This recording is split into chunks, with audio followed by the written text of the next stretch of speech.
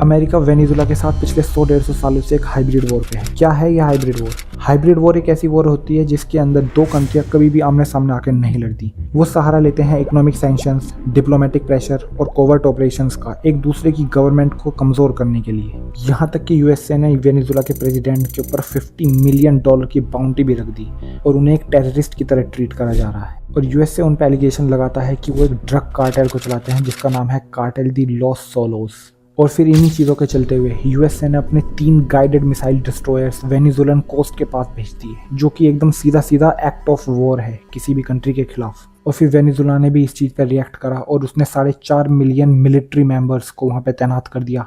वो अपने भी वॉरशिप्स वहाँ पे लगा दिए, नेवल पेट्रोल शुरू कर दी, ड्रोन से सर्विलेंस करने लगे कि कोई भी किसी भी तरीके का इलीगल मूव ना हुआ यूएसए की तरफ से। तो सिचुएशन इतनी खराब हो चुकी है कि दोनों कंट्रियाज कभी भी लड़ सकती हैं। और हम यहाँ पे साफ साफ देख सकते हैं इन दोनों कंट्रीज़ के अंदर कौन ज़्यादा ताकतवर है और कौन कमज़ोर। मगर 2010 के बाद यूएसए ने ये अपने हाइब्रिड वाले एक्शंस बहुत ज़्यादा इंटेंसीफाई कर दिए जब से डोनाल्ड ट्रंप पावर में आए, उसके बाद बाइडन, और अब से ये फिर से गर्मी पकड़ रहे हैं जब से डोनाल्ड ट्रंप पावर में आए हैं 2024-25 में।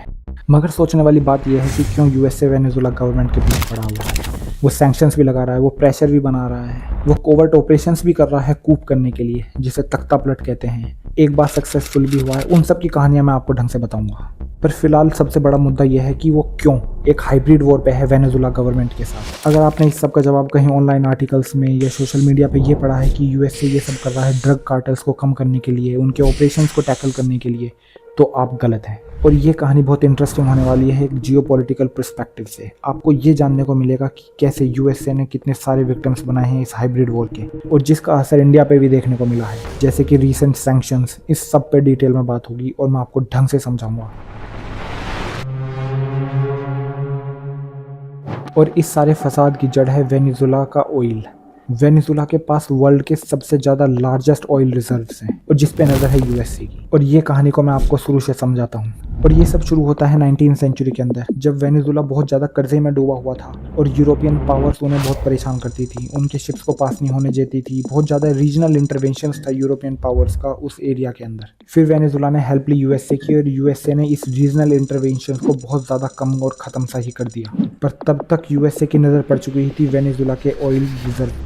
मगर उस वक्त के जो प्रेसिडेंट थे वेनेजुएला के, वो बिल्कुल भी यूएसए का इंटरफेरेंस नहीं चाहते थे अपनी ऑयल इंडस्ट्रीज़ के अंदर। तो फिर यूएसए ने क्या करा? यूएसए ने वहाँ पे तख्ता पलट कर दिया और अपना पपेट प्रेसिडेंट बिठा दिया जिसका नाम था विंसेंटे गोमेज, जो कि यूएसए की ऑयल डिप्लोमेसी का पूरा साथ देगा और उनकी मदद करेगा वेनेजुएला के अंदर यूएसए के ऑयल इन्वेस्टमेंट्स को सिक्योर करने के लिए। समय बीता, लोग बदले, प्रेसिडेंट बदले, और फिर उन्होंने ये रियलाइज़ करा कि यूएसए उनके ऑयल रिजर्व्स को एक्सप्लॉइट कर रहा है। और फिर कुछ टाइम बाद वो इस चीज़ के अगेंस्ट भी हो गए और फिर वहाँ पे जाके कोल्ड वॉर जैसी सिचुएशन बन गई थी। पर यूएसए ने अपने काम नहीं छोड़े। वो उन पे तरह तरह के इकोनॉमिक प्रेशर और पॉलिटिकल प्रेशर्स बनाता रहा है। और ये सब बात कर रहा हूँ मैं 1970s की।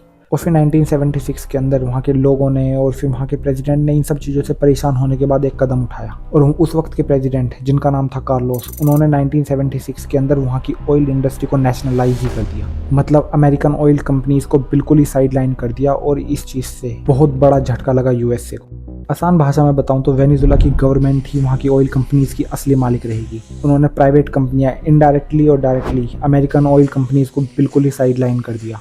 और इस चीज़ से यूएसए बिल्कुल भड़क गया। फिर उसके बाद यूएसए ने कई बार तख्ता पलट करने की कोशिश करी। जब उससे काम नहीं बना तो यूएसए ने सैंक्शंस का और पॉलिटिकल प्रेशर का सहारा लिया। जैसे कि 2010 की बताऊं तो वेनेजुएला के बहुत सारे एसेट्स फ्रोज कर दिए और उनकी एक गवर्नमेंट कंपनी PDVSA इसको बैन कर दिया कोई भी यूएसए के अंदर ट्रेड करने से। और फिर 2017 तक वेनेजुएला का मामला और भी ज़्यादा खराब हो। यूएसए ने वेनेजुएला के गवर्नमेंट ऑफिशियल्स पे टेररिस्ट की तरह बाउंटी रखना शुरू कर दिया, यहाँ तक कि उनके प्रेसिडेंट को भी नहीं बख्शा। उन पे शुरुआती बाउंटी रखी गई थी $25 मिलियन की।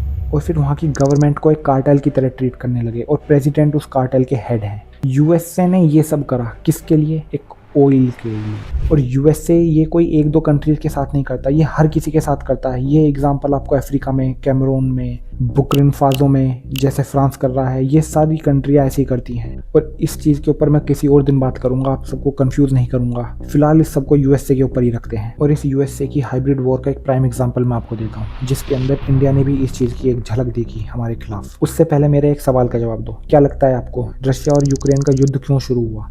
और आपको इसका बड़ा कॉमन सा जवाब पता होगा कि यूक्रेन नेटो में शामिल होना चाहता था और रशिया को ये मंजूर नहीं था और वो लड़ पड़े। पर ये इसका सही जवाब नहीं हुआ। जैसे यूएसए के ऑयल इंटरेस्ट छुपे हुए थे वेनेजुला के अंदर और वो लड़ रहे हैं ड्रग कार्टेल्स के नाम पे, ऐसा ही उन्होंने करा है यूक्रेन के अंदर। यूक्रेन को यूरोप का ब्रेड बास्केट कहा जाता है क्योंकि वहाँ का सॉइल बहुत फर्टाइल है, नेचुरल गैस रिजर्व्स हैं, रेयर अर्थ एलिमेंट्स का बहुत बड़ा भंडार है वहाँ पे, और इन सब पे यूएसए की नजर थी और यूएसए ने इन सबको हथियाने की कोशिश बहुत पहले से स्टार्ट कर दी थी। बराक ओबामा की प्रेसिडेंसी के समय से ही वो लग गए थे। तो अल्टीमेट यूएसए की डील ये थी कि यूक्रेन को वो नेटो में एंट्री दिलाएगा और बदले में यूक्रेन उसको अपने रिजर्व देगा। और रशिया यूक्रेन को एक कंट्री की तरह नहीं देखता, वो उसे एक प्रोविंस की तरह समझता है क्योंकि रशिया और यूक्रेन दोनों के दोनों एक सोवियत यूनियन का ही पार्ट थे। इसलिए उसको यूएसए का इंटरफेरेंस कभी भी पसंद नहीं था और नेटो में शामिल हो जाना और फिर ये मिनरल एक्सप्लॉयटेशन जो हिडन एजेंडा था यूएसए का, ये यूएसए को कभी भी मंजूर नहीं था। आपको शायद ये लग रहा होगा कि ये सब मैं मनगढ़ंट एक कॉन्स्पायरेसी बना रहा हूँ यूएसए के खिलाफ, पर ऐसा नहीं है। यूएसए एक ऐसी ही डील पहले ही साइन कर चुका था यूक्रेन के साथ, जिसके अंदर यूएसए पूरा सपोर्ट देगा यूक्रेन को इस लड़ाई के अंदर। उसको मैन पावर को छोड़ के उसको वेपन्स देगा, उसको अपना नेटवर्क देगा, उसको पैसे देगा और भी कोई भी तरीके का सपोर्ट जो भी नेसेसरी है इस लड़ाई को जीतने के लिए। और बदले में यूक्रेन ने एग्री करा कि वो अपने मिनरल्स रिजर्व्स यूएस को देगा इस लड़ाई के बाद। मगर कहीं से कहीं तक यूक्रेन इस लड़ाई को जीतता नजर नहीं आ रहा, इसलिए डोनाल्ड ट्रंप इस चीज पे भड़क गए और इसलिए यूक्रेन को उन्होंने सपोर्ट करना बीच में बंद कर दिया। और जब इन सब चीजों से काम नहीं बना तो यूएसए ने कहीं ना कहीं एक हाइब्रिड वॉर की झलक इंडिया को भी दिखाई, रशिया को इनडायरेक्टली टारगेट करने के लिए, जिसके अंदर उसने पाकिस्तान को सपोर्ट करा, पाकिस्तान के जनरल को अपने घर पे बुलाया। और जबकि इंडिया में कुछ दिन पहले ही पहलगाम अटैक हुआ था, तो यहाँ तक कि अब सैंक्शंस भी लगा दिए, 50% तक के टैरिफ लगा दिए।